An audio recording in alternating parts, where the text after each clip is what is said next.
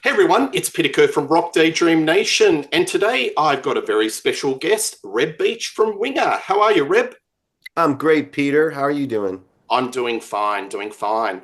So, Good. Reb, you've got the epic final farewell tour for Winger. Is this finally the end? Yeah, it is for Australia, that's for sure, and Japan, and Europe. And, Winger basically couldn't get arrested in Europe, which is too bad because we love it over there. But yeah, if someone offers Kip a lot of money, he'll probably do like a festival Yep, a year from now or whatever. But he's really just wants to go full on classical.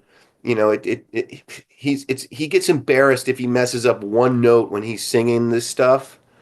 Like he'll have trouble on three notes and miles away, and then at the end of the show, he'll say to me, "I can't do this anymore, man. It's so embarrassing." And I'm like, "Three notes, Skip." All these other guys in the '80s bands sound terrible. You sound just like the record, and nobody heard those three notes. Trust me.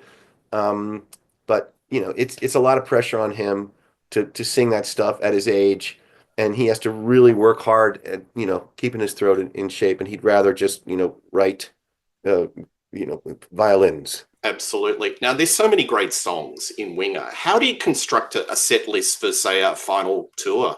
Are there some that are just completely rusted on that you must play all the time? There's six top 40 singles. So we try and do those. And if you've got an hour 20 show, you know, Maybe a um, deep cut here and there, something at a pull or, just something a little bit, a lot from the last album.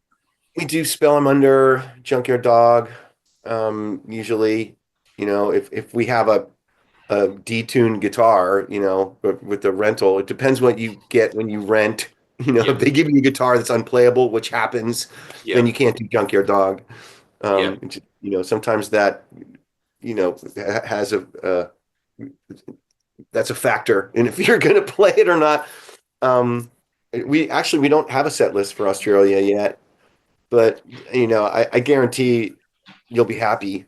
There's not really there's so many good songs that we don't really play any bad ones. Yeah, absolutely. Going back in time, what were the bands that inspired you when you were young to get into music? Well, I was going to boarding school in Lake Placid, New York, because my parents were both having affairs. So they sent all the kids away to boarding schools. And my brother was the director of the Metropolitan Opera in New York City for 9 years. And I was going to be in town for one day. And he said, Reb, there's this band I've never heard of. They're called Kiss. Are they any good? They're playing at the Madison Square Garden. We want to go. And I'm like, oh my God, Kiss, I can't believe it. So he took me to Kiss when I was 13 years old for the Kiss Alive 2 tour. And as soon as I saw Ace Frehley, the second I saw him, I said, ta-da, that's what I'm going to do. And I'm going to be really good at it. And I knew from the second I saw him that I could do that really, really well because I had been on stage my whole life. I had a stage mother who I was Pippin and Pippin and Oliver, Oliver. And I was just very comfortable on stage. That wasn't a problem. And I knew I could learn guitar just by watching him. I'm like, that looks easy. I know I can do that because I already played piano. Yeah. You attended the Berklee College of Music in the early 80s. How close were you following a musical path that was not rock? How close was I following a musical path that was not rock? Well, when I went to Berklee, I was really into like the Dixie Dregs, Alan Holdsworth, Jean-Luc Ponty. So I did go off on this progressive tangent. Um, but Berklee, the only thing Berklee did for me was they had these jams at night with people that you met at lunch. That you'd get a jam room with that guy because that guy looks cool. And, what do you play? And he's like, I play the xylophone. I'm like, dude, I want to jam with a guy with a xylophone. So I learned all these different styles of music from jamming with people, but I didn't. I cheated to get the grades. I had a roommate who just charted out everything I hummed to him. I said, make the trumpet this, ba ba ba ba ba da da da da da da da, and he would just write it out really fast, and I'd get an A, because I couldn't read music or write music. I just had him do it. So and the guitar teacher there told me that I would never amount to anything the way that I played guitar. He said, that tapping thing is ridiculous. Don't do it. You're holding the pick wrong. You're sitting wrong. It was just a jazz school at the time, and there was no rock allowed, really. They did not like rock players back then. Yeah. But Yeah. then, after I only went to 2 semesters, they put me on the cover of Berklee magazine as a graduate when I sold 1 million records. Right, right. Well, probably one of the most famous students. Is there anything you've actually taken from Berklee in your approach to music now, or not really? Oh, no. Yeah, No, I didn't. absolutely. No, not really. No, Yeah, I yeah, learned how to jam with other people. yeah, And yeah, that's it. I learned how to, listen and play along and play to what they're playing, kind of yeah. comp and play something that sounds cool beneath another player. There was a clip that you said that you, at a young age, you had a really good ear. Do you I think that's still have really? that's all I have. Yeah, yeah. And And that's the key element in your musical path, having a good ear that kind of puts you on that path. yeah, my father was not supportive of my musical career because he didn't think I was going to amount to anything. So he took me to an aptitude test place, and they tested my aptitudes. And they told him afterwards, they said, "Mr. Beach, your son was put on the planet to make music. It's all he can do. He had got a 99% rhythm. He's a perfect pitch. He has to do music. He sucks at everything else." So, and my parents thought I was a child prodigy because I was playing the piano at 4 years old. Just by ear, I would play stuff I heard on TV. But no, I just had a really good ear, and that's all. Thank you, Lord, for that to give me that great Absolutely. blessing. Do you remember the first time you met Kip Winger? Yeah, we hated each other completely, like oil and water. I thought he was full of himself. He thought I was full of myself because I had my name painted on my headstock, and he thought that was just so, like, oh, he thinks he's great. And then I was playing a lick I was messing around with that ended up being Time to Surrender. And Beau Hill walked by and he said, "Reb, what's that?" And I said, "I don't know, just messing around is the thing I mess with." He said, "That's a song." He said, "That's a song. You need an arranger." And I know the perfect person. I said, "Not Kip Winger, please God, not Kip Winger." It was Kip Winger. And they put me in a room with him. And in one day, we wrote Madeline, Time to Surrender, and 17. And from that day on, he was my best friend and still is. I looked up to him. I followed him around like a little puppy, like to learn anything that I possibly could from him because the guy's a freaking genius. So, what was it like playing with the band for the first time? Maybe the first rehearsal. Was there? Did you think in your head that, oh, there's chemistry here. We can really do something with this band? Winger, Kip, Rod, and Paul. We were all terrified. Kip and Paul had played together in Alice Cooper. Um, I had only played in top 40 bands in Fort Lauderdale. Rod had only played in a jazz band, really. So our first show was a nightmare opening for the Scorpions. Kip didn't know how to talk to the audience at all. And Kip talks like this. He's like everybody's gonna die. And it's really depressing, and he just talks in one monotone. And when he talks to the audience, "Thank you very much, everybody, for coming out. It's great to be here." The Scorpions saw it and said, "Who the hell are these guys? They're terrible. Get them off." And luckily he watched Klaus Meine that night, and the next night just ripped off Klaus. And, "All right, people, how you feel tonight?" And it was great after that. But one show in front of 10,000 people is like 5 rehearsals, and we got tight really fast. Um, and everyone in the band, of course, is seasoned pro musicians, and so we got tight fast. Yeah, so it's like a sink or swim situation. Yeah, Yeah, yeah. If you screw up something live in front of that many people, you don't screw it up the next night. absolutely. Yeah, Those first two albums, Winger and In the Heart of the Young, were produced by Beau Hill. What was he like to work with? Bo was really really talented. I thought he always, he was a keyboard player, so he mixed solos too low. And mine, he did okay, but Warren DeMartini it sounds like a fly on those records, and when Dweezil Zappa jammed with us, you can't even hear his solo. Um, and that was the only complaint I had about Beau. Beau taught me a lot of things, and I really love the guy. We hung out a lot together. He was really fun and had a great sense of humor. And I did a lot of sessions with Beau. Beau was a little sneaky when it came to money. I got my start with him. I heard about an audition for Fiona on Atlantic Records, and I went to the audition and I got it. And Beau was the producer. He used me on the whole album, which took a couple weeks to do. And at the end, when it came time to pay me, he said, "Reb, I don't want to insult you, but how's $500 sound?" And I was like, "Yeah, $500, great," because I didn't know any better. It should have been at least $5,000. But Beau went and told all the other producers about me, that knew this kid who was a nice guy and funny and loves to play and plays great and in tune, and he'll do it for $500. I did Shaka Khan, Howard Jones, Kenny Loggins, Roger Daltrey. I was the go-to guy at Atlantic Records because I did it for $500, and mostly because Beat It just came out with Michael Jackson that Yeah. year.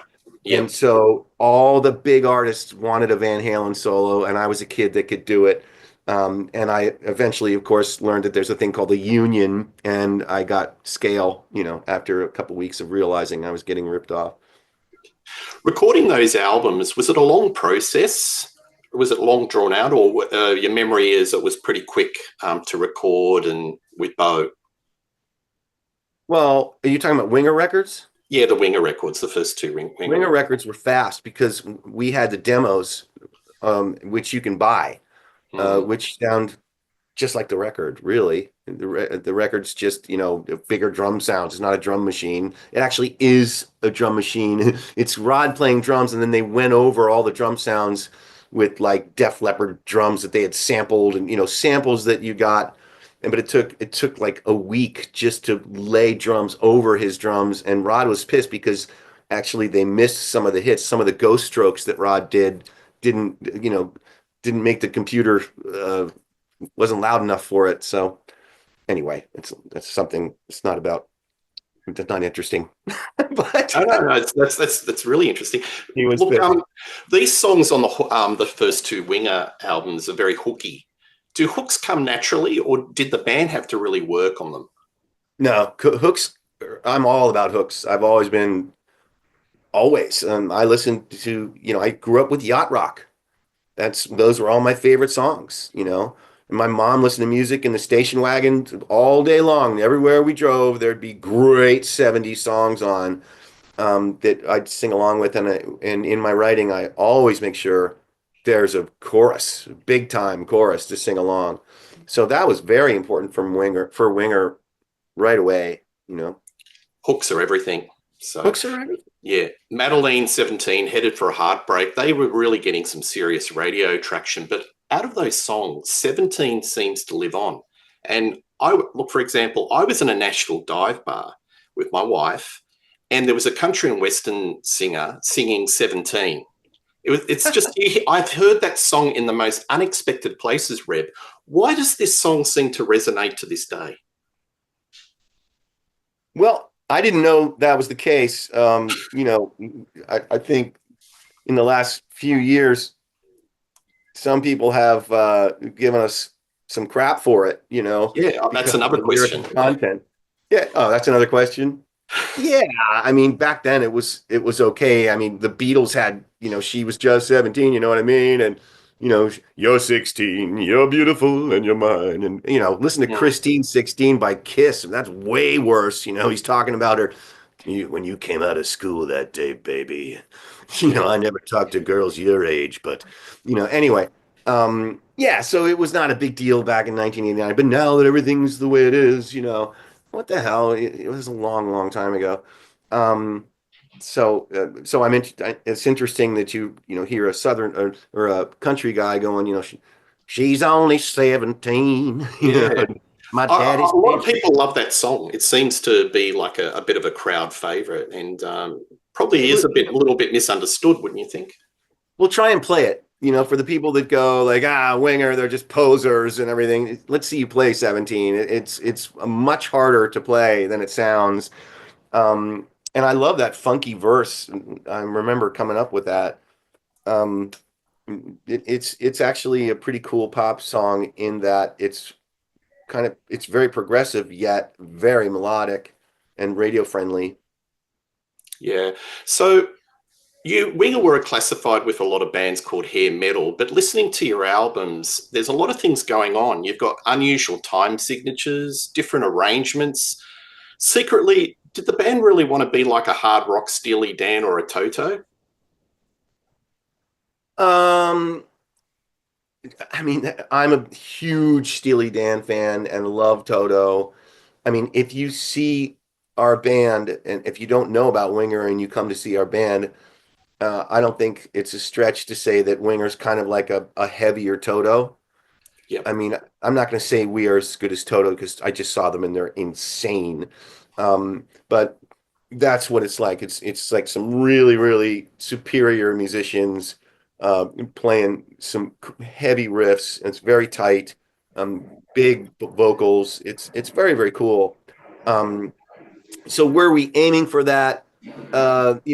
Kip was influenced by progressive rock bands like Rush and Grand Funk, and um, so he was all about that. And we definitely were into um, not just doing cookie cutter pop songs and putting some interesting musical sections in them. You'll notice something about Winger. There's always a different section for the solo. Rarely, maybe a few times, we'll solo over a chorus, but generally we write a whole new section for the solo section that might have multiple sections in it, Yeah. as an Paul, example. Paul was, it's a bit of a fan favorite, and it was a heavy direction for the band in 1993. Was this a conscious decision to go in a more harder direction, in a different sort of sounding No, album? we fired Beau Hill, so we're able to do whatever we wanted. With Beau was connected to the label, and so we needed to have the singles. Like even on Heart of the Young, we handed them the finished record, and they said, "Well, the only single we hear is Miles Away, so that's going to be the first single." And we were like, "Oh my God, you can't release Miles Away as the first single because then we'll be known as a ballad. Oh, it's another power ballad band." Hmm. And that's not what Winger was. So in one day, we wrote Easy Come, Easy Go and Can't Get Enough. Can't Get Enough took a half an hour, and Easy Come, Easy Go took Kip a half an hour. That he wrote the whole thing. Um, and those were the first two singles and kind of saved us. Yeah. But after that contract was up with Beau, we were free to do what we wanted. And that's what Kip wanted to do was something a step above um, musicality wise, you know. Yeah. So you Uh, felt like the shackles were off and you could just a bit more Completely. freedom? Oh yeah, we got Mike Shipley, who had done so many incredible records, and he just said go for it. And I mean, even though everything was painstakingly recorded, I did 8 guitars playing exactly the same thing on every song. Two of them were an octave low, two of them were strung with a high end of a 12-string set, and then there were four normal guitars all playing the same thing. And that had to be perfect. And I sat and all right, mate, let's go. Ready? 1, 2, 3, and dun dun dun dun. All right, stop. You're rushing. Let's try it again. Here we go. 1, 2, 3. Dun dun dun dun dun. All right, you're rushing a little bit back, please. And that was the recording experience for Paul for hours and hours and hours and hours. And that's how I learned actually to. I have really good time, says Joel Hoekstra, and it's from that.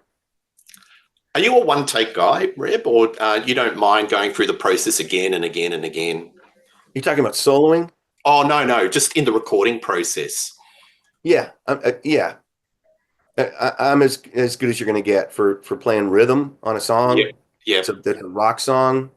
I can sit right in the pocket where you're supposed to be, and it's taken me 35 years because when I first started at Atlantic Studios, the producer or the engineer would always say, "Rev, Valium sandwich, man, eat a Valium sandwich. You just gotta go to sleep and play that because you're just rushing because you're all excited."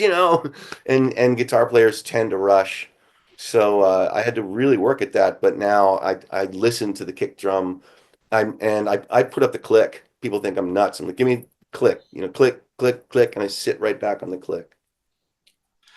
So you played with after Winger, you played with Dokken, and then you joined Whitesnake in 2000. Alice Cooper. Oh, Alice Alice Cooper. Cooper, and then Dokken, and then Yep. Whitesnake, which you're kind of the longest serving guitarist right up to the last album.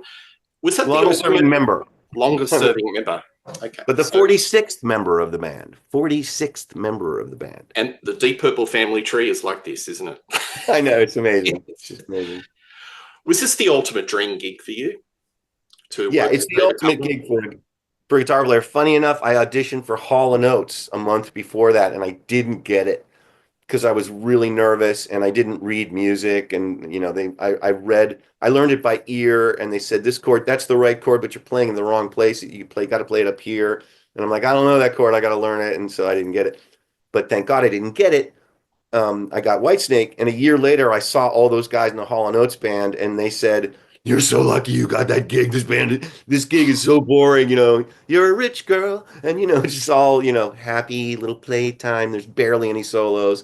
It was a real gig for a rock star, and staying at the Ritz-Carlton Hotel, and private planes, and it was doesn't get any better than that for a guitar player."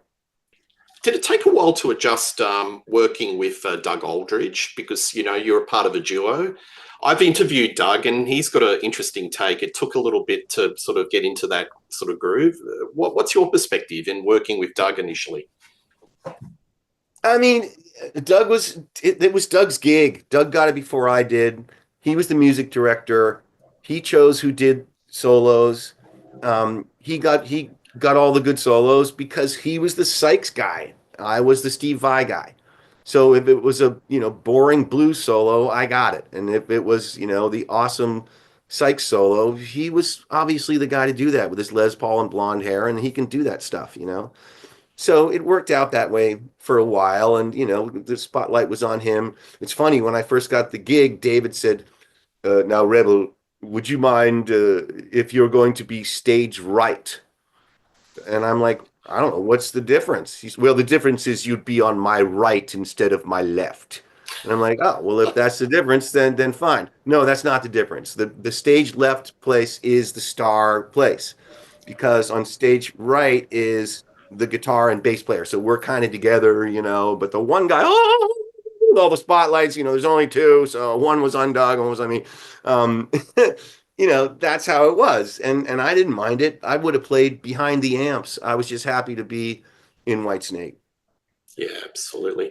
With I've got to ask the question. What's the current situation with David? I think there was some scuttlebutt that he might do another album and get the Whitesnake family back. Have you heard anything from David on that front? David sends us jokes all the time. I need to give him a call and see what's up. I know I heard something about that too. Um, I know he's talked about it. I did an interview yesterday where it went straight to blabbermouth, like right to blabbermouth. Reb Beach says, and I've said it before. I don't see David going on a big long tour. He doesn't need to. Um, I know he loves to perform, but I know that travel really exhausts him. So I see him doing like a kind of farewell Vegas run, a couple weeks in Vegas, something like that, which would be great. I would love to be a part of that. I'd love to be a part of anything that David does. I love working with David. I lived with David for many months, and I cooked him dinner and many, many times. Like, he loves my steak. We watch movies together. It's great hanging with him. Yeah, So absolutely. It seemed like anything. there was a very close knit family for a long time. Yeah, yeah, yeah. Very long time, 20 years. Absolutely. What's your proudest moment in Whitesnake? Out of the I had a record? couple. Yeah. Oh, the recording? Yeah, any of those albums that you recorded with Whitesnake? Well, it was always a dream of mine to write with David. And so when Doug went his separate ways, then, I asked to be music director, and David said, okay. And so I came in with songs. Hoekstra came in with songs. And you know, I wrote "Hey You" and "Shut Up and Kiss Me," which I thought was going to be the end of my career when David told me that's what he wanted the name of the song to be. I'm like, can't it be "Shut Up and Fuck Me"? That's so much cooler. But anyway, I think there already is a song called that. Uh, Slide it in. that was a Part dream. two. Also, Part two. part two, yeah, right. But no, I think maybe my favorite record. I hated it when it came out because it sounded like crap. The Purple album really sounded like crap when it was just mixed poorly.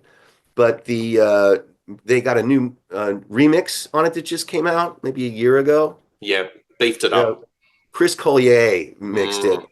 Wow, is it cool? It sounds like a 70s record. It's really the way I wanted it to sound when we did it. I put a lot of work into that record. But yeah, Flesh and Blood is a good record, and I thought Forevermore, Doug's album he did was a really good. That was a well done record. That and those I records sold really well in Europe. You had a big following. It sort of put Whitesnake back on the map, didn't it? In Europe and the UK, getting some good crowds. which the Purple. Oh no, just yeah, the Forevermore and the Purple album. Forevermore was great. Yeah. Doug did a fantastic job on that, and the Purple tour was very successful Mm, for Whitesnake. Really, really, you know, that was a big one. absolutely. Couple more questions. You've done a few solo I got albums. one more minute, All right, and then I'll make it quick. I'll make it quick. okay, You did all right. Masquerade in 2001 and A View from the Inside 2020. Can we expect more solo albums from Reb Beach in the future and maybe you on vocals? Yeah, I did vocals on Masquerade, all Yeah. the vocals. Yeah. But More solo from you? definitely, for That, sure, for sure. I mean, I'm doing the Black Swan will be coming out soon, which if you haven't heard that, it's really good. I write all that stuff with Robin McCauley singing. Um, and then I've always wanted to do one more Masquerade follow up with me singing, you know, maybe a couple of guest singers, and there's going to be a Black Swan 4, so I'll definitely be doing that. yeah.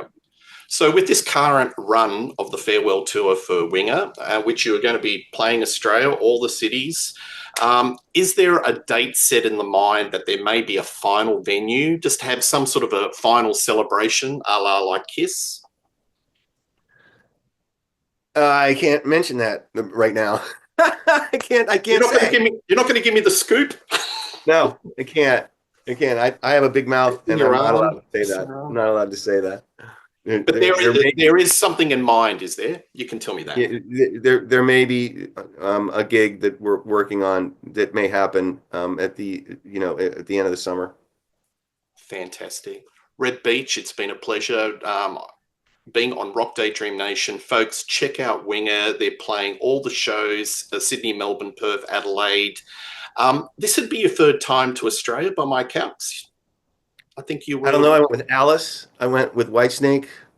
I went with Winger. 4 times then. Yeah. Okay. But I'll be there in the Sydney gig watching Oh, you. good. It's an absolute Great. pleasure to have you on. You too. Great talking to you. All the best. Thanks, Reb. Thanks, my friend. Thank See you you. soon.